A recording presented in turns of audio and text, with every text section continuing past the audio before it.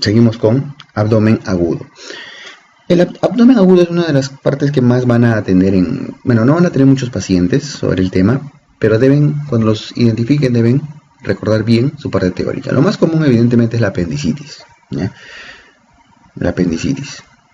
No vamos a hacer ahorita una clase teórica de apendicitis, ustedes ya la conocen, han atendido muchos pacientes, pero deben saber que las apendicitis en el serums les van a llegar complicados, ¿ya? Le van a llegar complicados, ¿por qué? Porque primero van a pasar varias horas, varios días, a veces hasta que reconozca el problema el paciente, su familia. Van a iniciar primero el tratamiento de repente con hierbas, van a pensar que les dio el aire, diferentes cosas. Cuando ya no aguantan el dolor, recién van a acudir a la posta o al centro de salud a buscar ayuda. Entonces ustedes se van a exponer a pacientes con apendicitis, seguramente ya perforados, necrosados, con peritonitis. Entonces, hacer la historia clínica en esos pacientes va a ser muy difícil, porque los pacientes no les van a explicar como ustedes quisieran, con su cronología de Murphy y todo, y peor aún, se los van a decir en quechua. Por eso tienen que venir a sus clases de quechua, ¿ya? Inicia con dolor, luego náuseas, vómitos y luego fiebre. Puede haber, esto sí, ¿por qué un paciente con apendicitis puede hacer diarrea o síntomas urinarios? Por dos razones. O bien porque está en peritonitis, o bien porque el apéndice es de localización pélvica. Apéndices de localización pélvica que ocasionan que hay estimulación por su localización, estimulación del recto, estimulación de la vejiga, a veces de los uréteres, y esto ocasiona diarrea, síntomas urinarios. No van a tener un examen de orina para diferenciarlo, buscar nitritos, etc., pero sí van a tener puntos dolorosos que identificar. ¿Y cuáles son los puntos dolorosos? Les recuerdan, ¿no? Entonces solo un repasito rapidito. La línea oblicua entre la espina y el ombligo, punto de McBurney. Para apéndices presecales, punto de Morris. Para apéndices preileales, punto del Lesene, arriba y atrás. Para apéndices retrosecales, Lesene. Y un punto importantísimo, la línea horizontal se divide en tres. Este de acá es el punto de Lanz. Y el punto de Lanz precisamente sirve para identificar apéndices de localización pélvica. Si viene un paciente con dolor en cuadrante inferior derecho, una clínica, una historia de apendicitis y con diarrea, disuria, y tiene dolor en el punto de Lanz, sospechen con más razón apendicitis. No todos van a hacer dolor en el punto de McBurney, más aún los niños que su ciego no está en la fosa ilíaca derecha, su ciego está en el flanco derecho aún, ¿ya? Situaciones especiales, no olviden que son los ancianos y las embarazadas. Las embarazadas porque la cavidad abdominopélvica está ocupada por el útero, y los ancianos porque se les considera inmunocomprometidos y con sus complicaciones y perforaciones son más comunes, más precoces. ¿Ok? Es de la posición en la que va a venir una paciente con apendicitis, una posición antálgica muy dolorosa, unos puntos que deben reconocer, ¿no? Los signos también, el signo del ilosoas y el signo del obturador. Bien, ¿qué hacer en un caso de apendicitis? Si ustedes lo diagnostican, ya, es una apendicitis. ¿Qué hacen? Lo que tienen que hacer, estamos acá arriba, es 1. Es un paciente que ha estado vomitando. Entonces, ¿qué es lo que tienen que hacer? Hidratarlo. Vía periférica. Pongan una vía periférica gruesa, siquiera una 18, una 20 en el peor de los casos, un catéter. ¿Para qué? Para hidratar. ¿Y cómo van a hidratar inicialmente un paciente con apendicitis? Pues seguramente estaba vomitando en NPO en ayuno varios días. Le van a dar su hidratación a 20 mililitros por kilo de peso. 20 mililitros por kilo de peso de cloruro de sodio. Van a hidratar con cloruro de sodio. No hidraten con dextrosa, a menos que sea lo único que tienen, ¿ya? Es un paciente con una infección, un paciente con estrés, pueden causarle hiperglicemias también, es un paciente que se va a operar después. Solo cloruro de sodio, ¿ya? Luego, ¿en cuánto tiempo? ¿En cuánto tiempo van a rehidratar esto? Aproximadamente en 1 a 2 horas, una hidratación relativamente lenta. Y luego de eso van a pasar ya a un goteo de 30 a 40 gotas por minuto, de acuerdo a peso del paciente, ¿ya? Pero primero su bolo de cloruro y luego ya su rehidratación. Segundo, ya tienen diagnosticado su apendicitis, están seguros que es, y el hospital está a 12 horas. ¿Qué hacen? Están seguros que es una apendicitis y lo tienen que referir y les va a demorar 12 horas llegar. Por ejemplo, de alguna comunidad de Huánuco hasta Lima. Porque no hay cirujano en Huancayo, no hay cirujano en Cerro de Pasco, etc. ¿Qué van a iniciar? Antibióticos. Y los antibióticos van a depender de las horas de evolución que tenga este cuadro de apendicitis. Si es una apendicitis no complicada de menos de 12 horas, solo le van a poner antibióticos para gram negativos. No hay necesidad que le pongan para anaerobios, ¿no? En las primeras 12 horas la proliferación es principalmente de E. coli. ¿Y qué van a usar acá? Pues probablemente lo único que van a tener en su centro de salud es gentamicina, que ya es un buen antibiótico.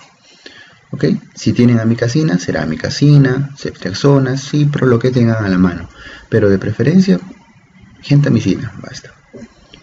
Ahora, si ya está complicado, tiene más de 12 horas, deben priorizar, porque igual deben dar para gram negativos también, pero priorizar para un antianaerobio.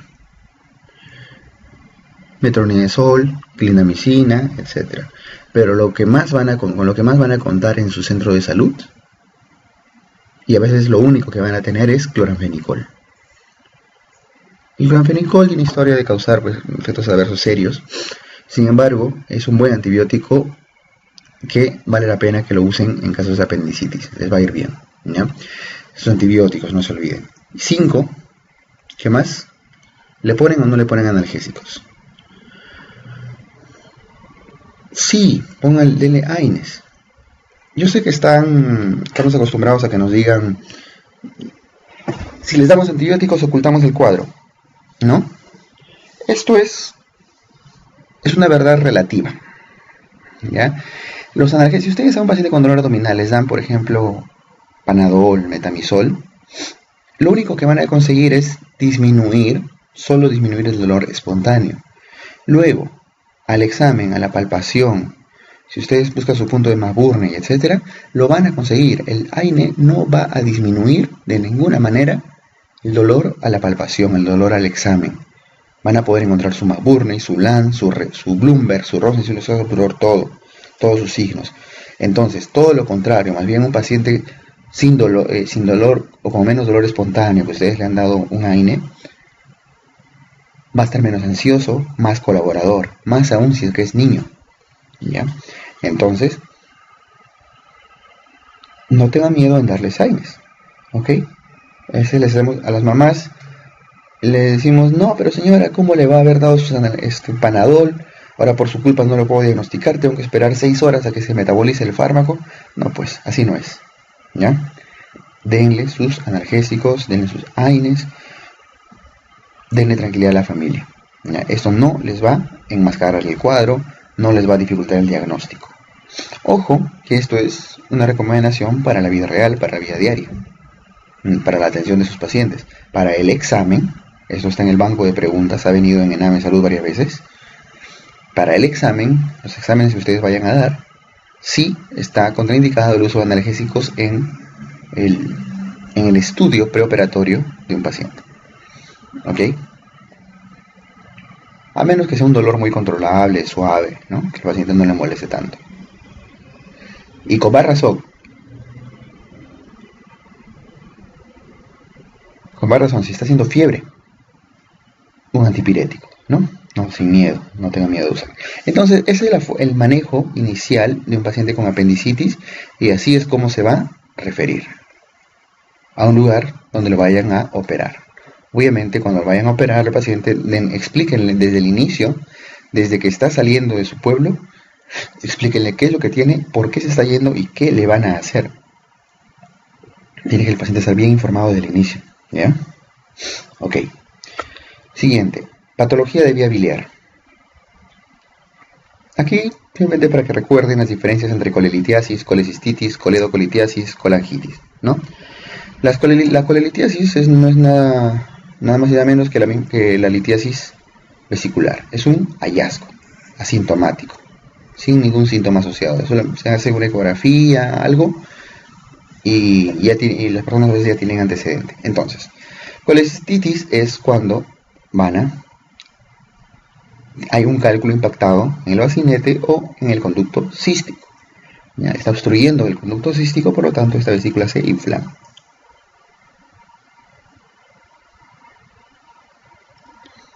Esto sin considerar que hay varios tipos de colecistitis: litiásica u obstructiva, alitiásica y enfisematosa o gangrenosa, que está relacionada al Clostridium, ¿verdad? Bien, pero ese es otro tema.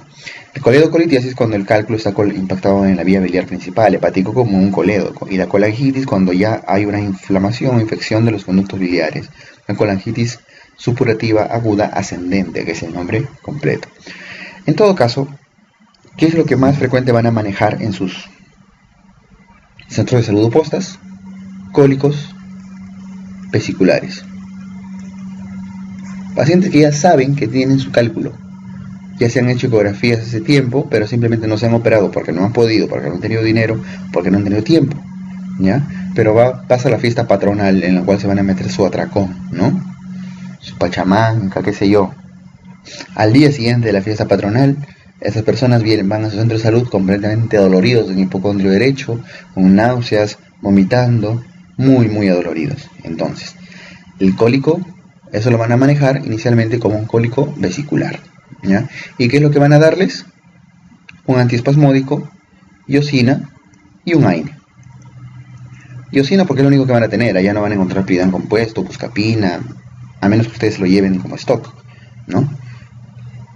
Entonces lo que les recomiendo es simplemente usar su iosina y algún AINE, algún antiinflamatorio, ¿no? Endovenoso. Le calma el dolor y hacen la referencia, pero ya no una referencia de emergencia, no una referencia de urgencia, sino una referencia por consultorio externo para planificar una cirugía electiva. Esto es si le pasa el dolor. ¿Qué pasa si el dolor no le pasa? Ponen una dosis, ponen otra dosis y solo les pasa de repente hasta con tramadol. ¿Qué sucede?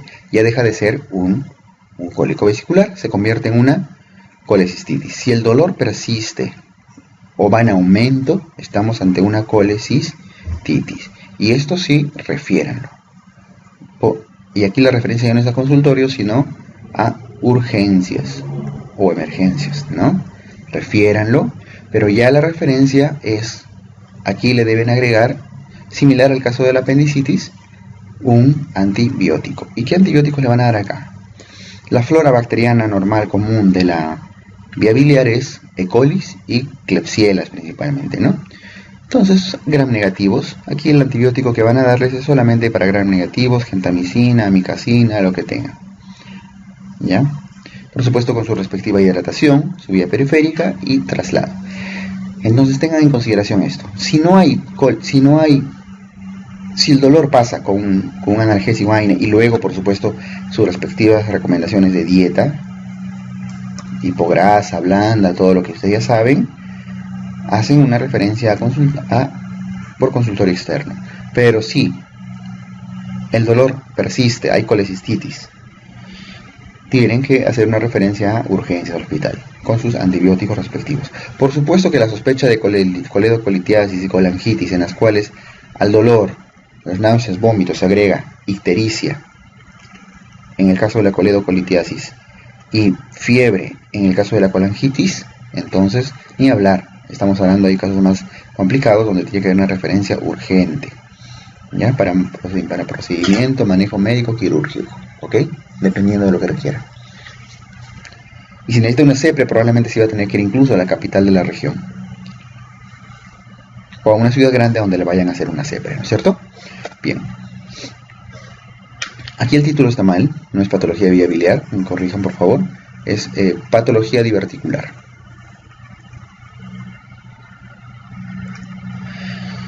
En patología diverticular estamos hablando, recuerdan, ¿no?, de los divertículos del colon, los falsos divertículos, verdaderos divertículos. En este caso estamos hablando de los falsos divertículos o pseudodivertículos.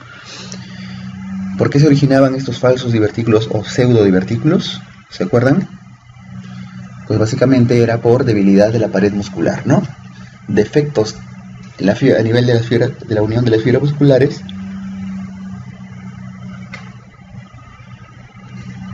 por donde hay herniación de la capa mucosa, submucosa, que se une a la serosa. Bien, más o menos así, ¿no? Capa muscular, serosa, y por esos defectos musculares la mucosa entra esa hernia. Esos son los divertículos, a esos nos referimos, porque verdaderos divertículos no están acá en el sigmoide, donde es más común, sino, por ejemplo, el divertículo de Meckel, que está en el ilion, y algunos divertículos que se encuentran en el colon ascendente. Pero bueno, la enfermedad diverticular, estos divertículos, que cuando existen se les denomina diverticulosis, y cuando estos se complican se llama diverticulitis o hemorragia diverticular, son dos de las complicaciones principales de los divertículos. En el caso de la diverticulitis no hay mayor dificultad, ya que es en un paciente anciano con alto riesgo de enfermedad diverticular, que tiene la misma sintomatología que una apendicitis, pero del lado izquierdo. Por eso se le conoce como la apendicitis del lado izquierdo. Van a tratarlo casi exactamente igual que una apendicitis, con los mismos criterios que mencionamos hace un rato: su vía periférica, su hidratación, ¿no?, antibióticos y sus AINES. Y le van a hacer una referencia. La diverticulitis, que es la inflamación de los divertículos por obstrucción, en este caso se obstruyen por impacto de un fecalito. Aquí si no hay hiperplasia folículo-linfoides ni nada de eso. Estos divertículos se inflaman, ocasionando posteriormente la presencia de abscesos o perforaciones o peritonitis. Entonces la diverticulitis lo van a tratar exactamente igual que una apendicitis, terminando con la misma referencia, con los mismos criterios. ¿Ok?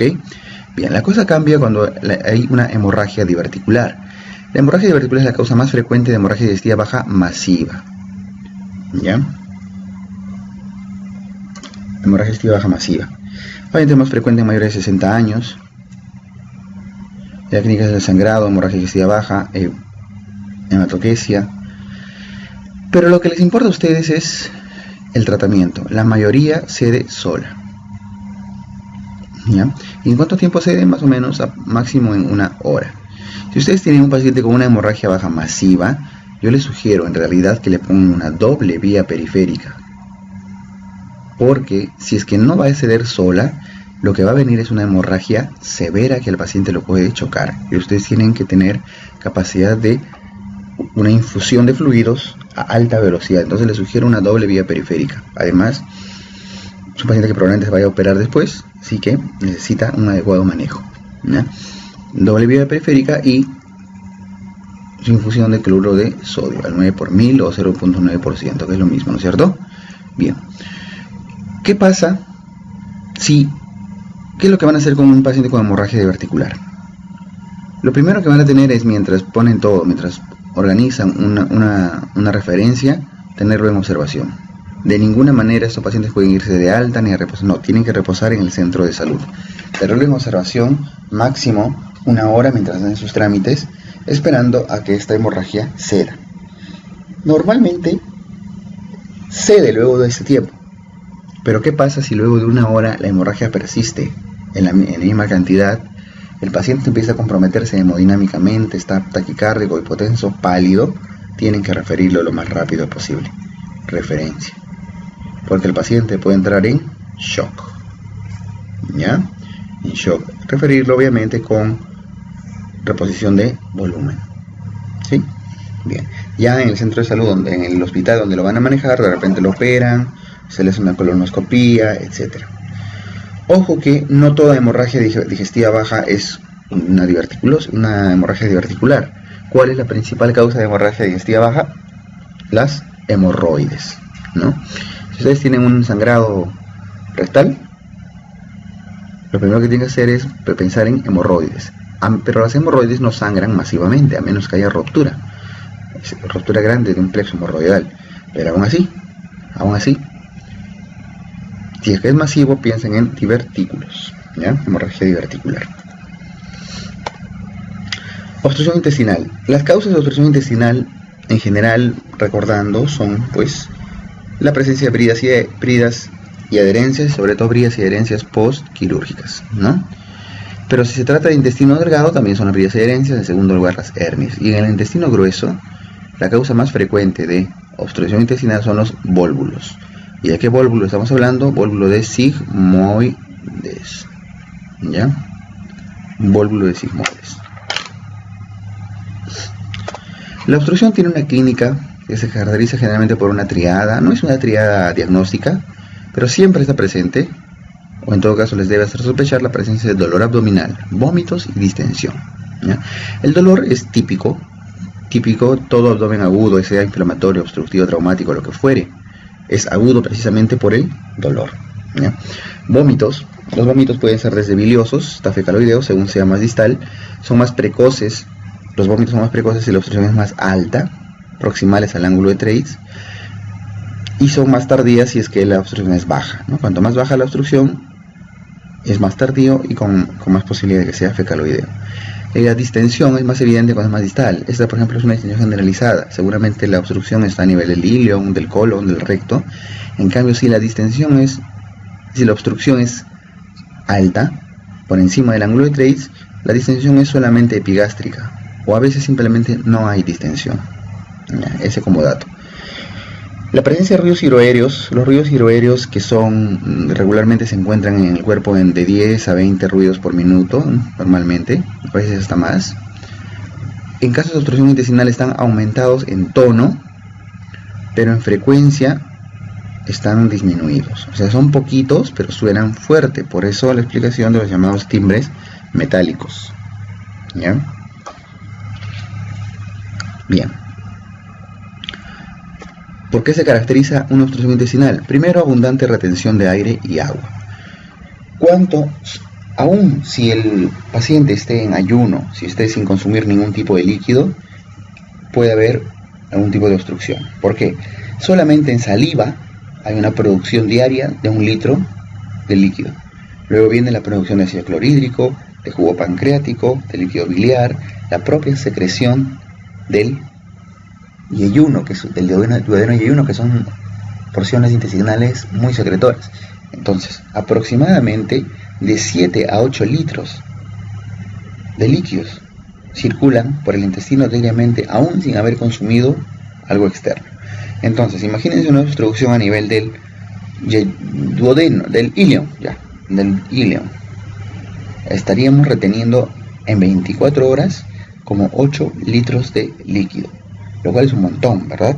Imagínense casi 3 botellas de Coca-Cola de 3 litros metidos en su barriga, ¿no? Es un montón. Entonces, hay abundante retención de aire y agua. Por supuesto, cuanto más se llene, van a empezar los vómitos y la distensión va a ser mayor. Hay abundante distensión abdominal. Hay un intento de lucha del intestino por vencer la obstrucción. El peristaltismo se hace intenso y eso ocasiona dolor, ¿no? La obstrucción ocasiona que haya proliferación bacteriana. Ya que hay menos circulación, hay proliferación en la misma zona, por lo tanto, traslocación bacteriana. Los gérmenes empiezan a ascender y a aparecer en lugares donde no deberían estar, llegando incluso a haber presencia de bacterias en el tracto digestivo alto que pueden contaminar a la vía respiratoria. Por lo tanto,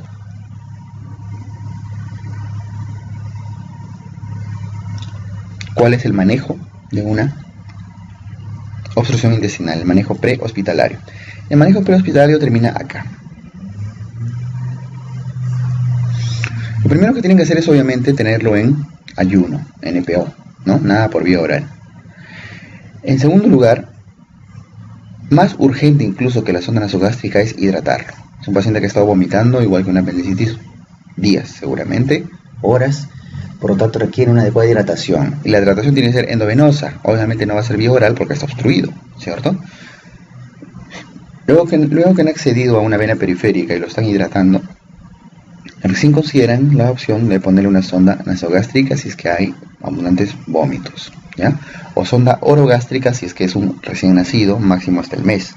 En ese caso que sea orogástrico, si no, nasogástrico. Esta parte del número 4 no la van a poder hacer porque los centros de salud no van a contar con estos equipos, así que no aplica hacer una radiografía de abdomen, sino ni tomografías menos, ¿ya? Entonces, manejo de la obstrucción intestinal, hidratación, sonda nasogástrica, aquí sí es importantísimo que le pongan una sonda nasogástrica, y analgésicos, ¿ya? Y con eso antibióticos y analgésicos también. ¿Por qué los antibióticos? Antibióticos tienen que darles por esto de acá, por la proliferación bacteriana. Aquí, ¿qué antibióticos le van a dar? Para gram negativos y para anaerobios, para la flora del colon. ¿Ya? Bien.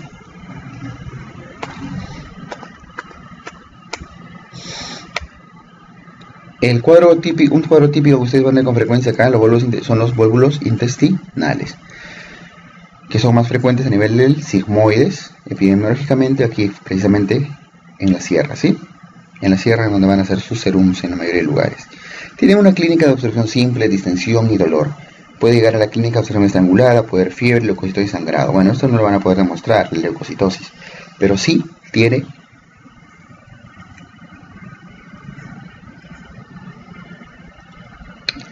distensión, dolor y vómitos. ¿Ya? Bien.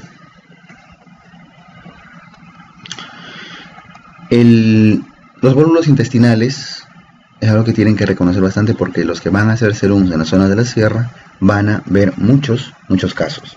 Por lo tanto, tiene que ser muy bien diagnosticado. ¿Ok? Siguiente. Trauma abdominal. Es otro tema que van a ver con frecuencia, ¿no? Allá van a ver pues yunzas, actividades comunales, accidentes de tránsito, muchos, porque las carreteras son muy complicadas, constantemente se van a estar volcando camiones, carros, combis, etcétera. Van a tener regular cantidad de pacientes. Hay minas cerca, en las minas suele haber accidentes, explosiones, diferentes cosas. Las comunidades hacen sus cambios de puentes o reparaciones de puentes, cargan árboles enteros, hacen sus yunzas, le puede caer un árbol encima, entonces es bastante común.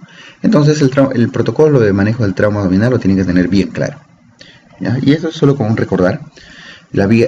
Puede ser trauma abdominal abierto o cerrado. En caso de trauma abdominal abierto, si ustedes tienen un paciente con arma de fuego, este paciente debe operarse, por lo tanto deben hacer una referencia urgente, como con su vía periférica y su hidratación. ¿Ya? Obviamente no lo van a operar, pero tienen que referirlo cuanto antes. En cambio, si es un trauma por arma blanca, ahí vean si está estable o está inestable. Si es que está inestable, asumen que es un trauma penetrante y debe ir a sala, debe operarse, por lo tanto deben referirlo. Si es que es un trauma por arma blanca, un cuchillo por ejemplo, pero está estable, ¿qué es lo que corresponde hacer en este caso? Un acuchillado que está estable. Explorar la herida, y eso sí lo pueden hacer en su centro de salud, ¿cierto? Exploren la herida. Si la herida es no penetrante, se exploran y ven que está allá afuera nomás, solo agarró hasta tejido celular subcutáneo, por ejemplo, pues pasa observación, y no hay una tomografía ni la peritoneal, observación y sutura de la herida. Pero si a ese paciente acuchillado está estable, le exploran la herida y esta es penetrante, es decir, logran ver asa intestinal, víscera hueca, hígado, algo, tienen necesariamente que explorarlo, ¿ya? Por lo tanto, pasa a hacerse también una referencia para la parotomía. Si el trauma abdominal es cerrado, aquí tienen que evaluar si está hemodinámicamente estable o inestable. Si está estable, pasa a observación, ¿ya? Observación, sobre todo si son centros de salud nivel 1 o 4, que es donde a veces hay serums, ¿no? Elaboran serumistas, entonces pasa a observación. A menos que haya signos peritoneales, estén en duda y sí los tienen que referir, ¿ya? En cambio, si está hemodinámicamente inestable, tienen que referirlo con urgencia por el riesgo de sangrado, igual con su vía periférica y una adecuada hidratación, ¿ya? Trauma abdominal cerrado, hemodinámicamente inestable, referencia.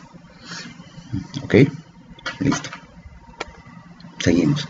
Dentro del protocolo de manejo de trauma, la TLS da toda una secuencia de manejo, en el ABCDE. No confundan con las maniobras de RCP, en el cual la C ya va primero y en el cual la CAB no, eso no. ¿Y qué es lo importante de esto? Los pasos que deben seguir en el manejo de trauma. Vamos a tener un taller sobre esto, ¿ya? Pero les recuerdo desde el punto de vista teórico que lo primero que tienen que hacer es comprobar y asegurar una vía aérea adecuada, ¿ya? Tienen que asegurar que el paciente esté con una buena vía aérea. Y un punto importante, llegan al lugar de un accidente de tránsito y encuentran los pacientes regados en la carretera, ¿sí? Probablemente priorizan a quienes van a atender Y a quien corresponda, lo primero que deben hacer es un adecuado control de la columna vertebral, específicamente o especialmente a nivel de la columna cervical. Collarín, un cartón, algo rígido que tengan con el cual vayan a asegurar que el cuello no se mueva de un lado a otro.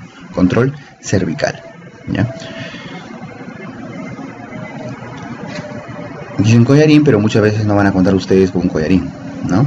Una buena aspiración de secreciones, apertura de la vía aérea. Vía aérea más colocación de collarín o algo alternativo que tengan a la mano, ¿ya? Luego recién se hace la evaluación de la frecuencia respiratoria, una inspección del tórax, si tuvieran, se le administra oxígeno y se lo requiriera, ¿ya? Vía respiratoria, evaluación de la respiración, de la ventilación, ¿no? Luego en tercer lugar viene la C, que es de circulación, pulso, relleno capilar, color, temperatura de la piel, circulación y control de hemorragias. Es en este paso donde deben controlar las hemorragias masivas evidentes que tengan el paciente. Si es una pequeña heridita, por supuesto que no es necesario, priorizan otras cosas. Control de hemorragias. Luego viene la D, que significa déficit neurológico, ¿no? O sea, el examen neurológico. En la letra D. Y la letra E corresponde al examen físico inicial o exposición del cuerpo en general. Ahí se buscan heridas, fracturas, lesiones, etc. Al final va el examen físico inicial, ¿no? Curioso. En todo caso, recuerden que lo primero que se tiene que hacer en el protocolo de manejo de traumas en una TLS es evaluación de aseguramiento de la vía aérea y aseguramiento de la columna cervical. Muy bien, listo. Protocolo de manejo del trauma en trauma torácico. Imagínense que le cae el árbol pues, en el tórax al paciente. Diferencia en estas dos radiografías. La radiografía de la izquierda corresponde a un neumotórax, ¿no? Neumotórax. Aquí se ve una radiolucidez generalizada que ha desplazado prácticamente el parénquima pulmonar. El parénquima pulmonar que se ha quedado por acá, ¿verdad? Es un neumotórax aparentemente casi del 60% o más quizá. En el otro lado tenemos un hemotórax. Obviamente en sus alumnos no van a contar con radiografías que les permita identificar esto, ¿no? Aquí en este hemotórax tienen acá un derrame, que luego del antecedente de trauma seguramente hay sangre. Toda esta radiopacidad, ¿no? Es bastante cantidad. Para poder diagnosticar un neumotórax o un hemotórax, sí van a tomar mano de la clínica, de su semiología. Ambos son pacientes que van a hacer distrés respiratorio, ¿no? Ambos, tanto un neumotórax como un hemotórax. ¿Cuál va a ser la diferencia al examen? Al examen, ¿cómo va a ser el murmullo vesicular? En un neumotórax, ¿disminuido o aumentado? Disminuido, ¿no? Y en un hemotórax aumentado, porque los ruidos del murmullo vesicular viajan mejor a través de una consistencia líquida o sólida, en este caso líquida por la sangre, ¿no es cierto? Entonces, en un hemotórax el murmullo vesicular va a estar aumentado, y en un neumotórax disminuido. ¿Cómo van a estar a la percusión? A la percusión, un neumotórax es timpánico o hematidez. Es timpánico. Y un hemotórax, a la percusión hay matidez, ¿no? Listo. ¿Qué van a hacer? Si el distrés respiratorio es severo. Si el distrés respiratorio es severo, ¿qué es lo que van a hacer? Obviamente hay que referirlo, pero antes de referirlo, tienen que hacer algo para que el paciente no se muera en el camino en la ambulancia, porque se puede morir, ¿no? Se puede morir, sobre todo acá. Sobre todo acá si el hemotórax es a tensión o si el hemotórax es masivo. ¿Cuándo se hace manejo de un neumotórax? En general, el neumotórax se realiza drenaje cuando hay más del 20% de neumotórax de un lado.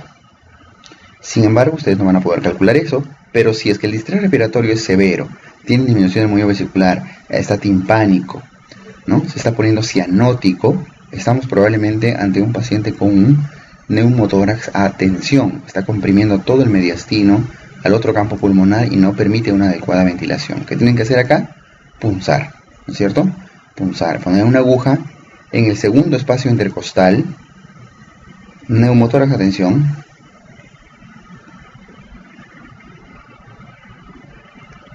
está en el segundo espacio intercostal, cruce con la línea medio clavicular. Línea medio clavicular con segundo espacio intercostal. Ahí colocan una aguja, de preferencia un Avocat, que sea menos lesivo. Y van a poder aspirar todo el aire, por lo menos traer todo el, retirar el aire que está desviando el mediastino, y van a controlar su neumotórax. Esa es una medida inicial. Posteriormente, no va a terminar ahí. Si su hospital está a 8 horas, ¿no? ¿Qué es lo que tienen que hacer luego? Drenaje torácico, colocación de un tubo de drenaje. Y esto es algo que sí lo pueden hacer en su centro de salud. Solamente tienen que tener los materiales adecuados, y para eso ya es responsable de ustedes estar preparados y equiparse previamente, ¿no? Entonces, posterior a la punción por el neumotórax de tensión, lo que tienen que hacer es drenar, colocación de tubo de drenaje. En el caso de un hemotórax, si es que es sangre, lo primero que tienen que demostrar que hay un hemotórax. Y para eso primero hacen una toracocentesis. Una toracocentesis, que es la colocación, la punción con una aguja y aspiración para comprobar que hay sangre. Comprueban que hay sangre, y lo que tienen que hacer luego, igual que en un hemotórax, aquí no hay agujitas de hemotórax de tensión ni nada de eso, sino de frente tienen que hacer un drenaje torácico. ¿Y cómo se hace un drenaje torácico? Pues bien, ahí está, aquí está donde tienen que colocar la aguja, ¿no? Este es un neumotórax de tensión.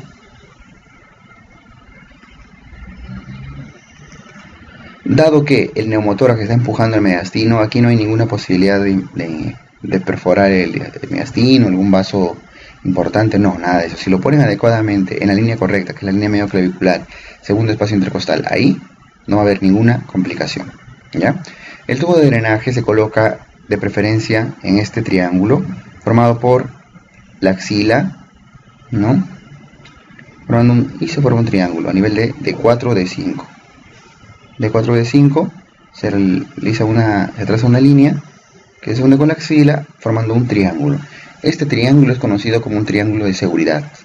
Triángulo de seguridad, ¿por qué? Porque colocar un dren a ese nivel no va a ocasionar ninguna complicación, ningún daño, ¿ya? Ok, entonces los drenes deben colocarse a nivel de este triángulo de seguridad. Este frasco deben tratar de conseguírselo, de tener siempre uno, por lo menos en su centro de salud. Esto se lo pueden pedir del hospital donde van, lo hacen artesanalmente, es de fabricación artesanal. Todos los hospitales lo tienen, y lo tienen por montones, ¿ya? Así que este frasco, ténganlo siempre uno, estéril, con su respectiva manguera de látex, esta manguera anaranjadita, o algo para conectar a su dren torácico. Ok, colocan su dren, colocan a la manguera de látex, y eso lo colocan al tubo largo del frasco. El frasco tiene dos tubos, uno largo y uno cortito, ¿no es cierto? Conecten siempre el tubo largo y sumérjanlo aproximadamente 2 centímetros en un frasco lleno de cloruro de sodio o agua destilada, en peor de los casos. Agua destilada o cloruro de sodio. ¿Cuánto le ponen? Más o menos 400, 500 mililitros, dependiendo. Y lo importante es cuánto se va a sumergir este tubo. Este tubo se debe sumergir 2 centímetros. ¿Ok? Bien.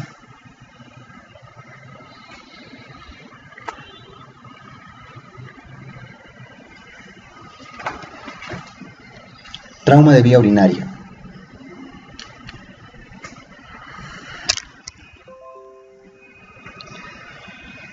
El trauma de vía urinaria puede ser desde los uréteres, la vejiga o la misma uretra.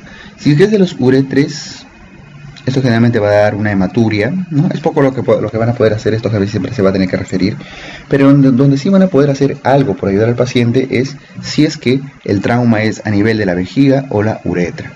Si el trauma es a nivel de la vejiga, ¿esto por qué se ocasiona? Principalmente accidentes de tránsito. Accidente de tránsito que ocasiona ¿qué cosa? Fractura de pelvis. Una fractura de pelvis frecuentemente daña la vejiga o la uretra posterior. ¿Ya? Obviamente esto va a dar una sintomatología que es sobre todo hematuria. Y si es que es de uretra, la hemorragia es mayor, va a haber una meatorragia, van a haber gotas de sangre por la uretra por el meato urinario. ¿Qué es lo que van a hacer ante una sospecha de trauma de vía urinaria? Obviamente esos pacientes incluso van a hacer el globo vesical, porque al haber un trauma de uretra, al no poder evacuar bien la vejiga, va a haber globo vesical. Entonces, ¿qué es lo que tienen que hacer en este caso? Talla vesical. ¿Voy a hacer una talla vesical en mi serum? Sí, ustedes pueden hacer una talla vesical y tienen que hacerlo, ¿ya? ¿En qué consiste la talla vesical? Pues lo que van a hacer es calcular exactamente por encima del pubis. ¿Ven este paciente? Por encima del pubis hacen una marca, infiltran lidocaína, hacen un corte en la piel, infiltran más lidocaína, hacen un corte en la grasita, van infiltrando y haciendo cortes de a poquitos, ¿ya? La vejiga está ahí nomás, está probablemente 1 o 2 centímetros, porque la capa de piel en esta parte es delgada y el músculo que lo recubre, el músculo piramidal, muchas veces está ausente. Entonces, acceder a la vejiga por vía y más el globo vesical, entonces la vejiga es grande, va a ser bastante fácil acceder. Consiguen acceder a la vejiga, le hacen un huequito en un medio lo más estéril posible, ¿ya?